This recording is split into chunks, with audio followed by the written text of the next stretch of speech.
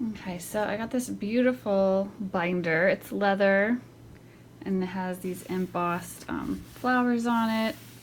I just really like it, and I love this little clip here so I can close everything up. And so there is my lesson planner that I created, and I'll link this stuff down below for you in case you guys are interested in looking at it. So I'll just take you on a quick tour. So I opened up my lesson planner, which is really a 3-ring binder, and I just have I've got some budget stuff right here that I'm keeping to remind myself to do my budgeting when I'm doing my lesson planning. And I just printed the cover from the printable on cardstock and put it in there. And then I keep my Robinson Curriculum core book list in here. I just made myself a spreadsheet, and I include the title, the author, the subject, covered, and then I've got a category for our column for Everett, William, and James Beauregard. And so as they finish things, I can put a completion date in. These are all ones that I knew what year, I knew when they finished them, but I just didn't know the total, the date. Because I just printed this off the other day, so I just put the year, and then I just put the month and the date that they finished them, so I can see which one. And then if we do any substitutions, like we skipped this Rover Boy book, and we did a Knights of the White Cross. We did it like some G.A. Henty, so I'm sticking those in there.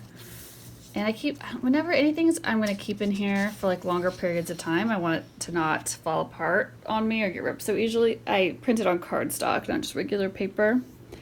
And I got these cute little, I like these tabs off of Amazon, and they're really easy. You can pick them up, they come off, and you can put them back on really easily and move them around. And here's a couple more. They came in a ton of colors. And they had different sizes too. I just chose the little ones. Anyway, so there's my first page of my planner. The book list, this is the long book list. I alternated, gray and black ink just to make it easier to see. And then, so I kind of keep my planning stuff up front, so I can always kind of see where we're going with stuff. And then I've left a bunch of blank spots, because I'm sure there's other books. I'm sure there's gonna be a ton of G.A. Henty books or different things that aren't on the book list from RC that we end up reading. But I gave myself room there. So then the next thing I keep up front is my sequences that I make. I know I've talked a lot about my language arts sequence, and I've got that in there.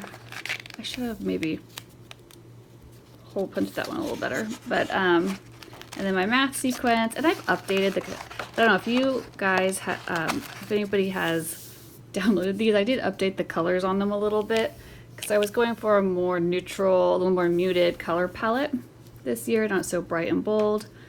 So there's all my math resources and the sequence that we do things in. And if you do download these documents, they're free, and of course they're printable, but these are actually all links. Everything that's underlined, it's actually a link if you go into the document and push on it. So push on it, click it. So then I just finished up making our science sequence too. So I know I've made a couple of videos about science options, and I just wanted to map things out a little bit more for myself.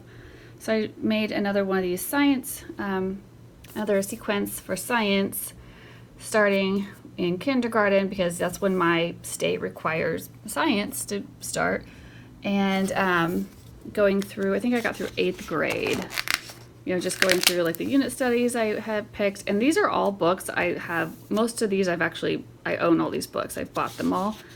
But maybe I'll make a video on my science sequence too, and kind of talk about some of these a little bit more. Oh, and because I did use some Apologia science courses, I did print out their recommended curriculum sequence and put it in there just for my reference. Okay, so I got these. I like these really plain. They're kind of like chipboard dividers, but when I had them in there with the little tabbies up, I couldn't close the binder. So I just cut them off and I used these. But I like these, they're like really stiff dividers that give some more structure to this binder, because this binder actually is just the leather. So you'll see I've added structure by using cardstock, by using these kind of heavy duty dividers, and I'll show you what I did at the back of it too to kind of reinforce it. So this is Everett's lesson plans, and so this is the layout that I like. I like the full week in a 2-page spread, and we do school 6 days a week, so I needed a 6th day. So I'd write the dates here, and I write the subjects, whatever they are, up here, and then I just plan, if this was Bible, I'd plan all his Bible, all of his math, all of his reading, right? And then I always do activities is always the very last thing. So anything like activity or hobby related that I have to get him to, like taekwondo or youth group or trail life or martial arts or whatever, those normal daily things I put here. And yeah, so I just printed off a bunch of blank ones. I haven't even written it yet. I just finished putting this together. And then of course I've got a section for William and Bo, and those are all just identical, They just have their own weeks. But that made it easier for me to just turn quickly to them.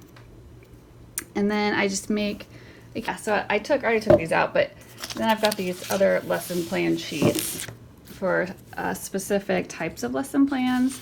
So I'm making some for Bo. I'm just kind of thinking these through here. This will help me with my planning. That's what I'm doing tonight. And mapping out. It's easy to do the older boys stuff because I just go through their piles. So they have like their stuff over there, and there's Will's over there, and I just go through and kind of write down what they're gonna do.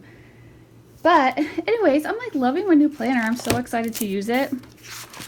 Like I just think that this is so beautiful. I'm just like really excited to write in it. Really excited to open that up every morning, Okay, that's it. I will link down below. I'll link for you the sequences if you guys are kind of interested in seeing that. Maybe I'll give you some ideas. And of course, you're free to use it. And I'll link this binder. It's super, super beautiful. And I mean, it is pretty big. I didn't want one of the little planners. Like I wanted a full-size one. And although I did get it on Etsy, it's a little bit on the spendy side. I justified it because I figured I would use it forever. And I will also link something on Amazon that I was really close to getting, something kind of similar along the same lines, but I think it might not have that floppiness, might not have that softness problem. I think it'll be fine with what I've done, because now look at it. Now that I put all that stuff in there, all that cardstock and stuff, look, it's like pretty. It's not flopping around, But yeah, I'll put what my runner up. I had some runners up I was going to use for my binder lesson planner. Okay, well, happy planning.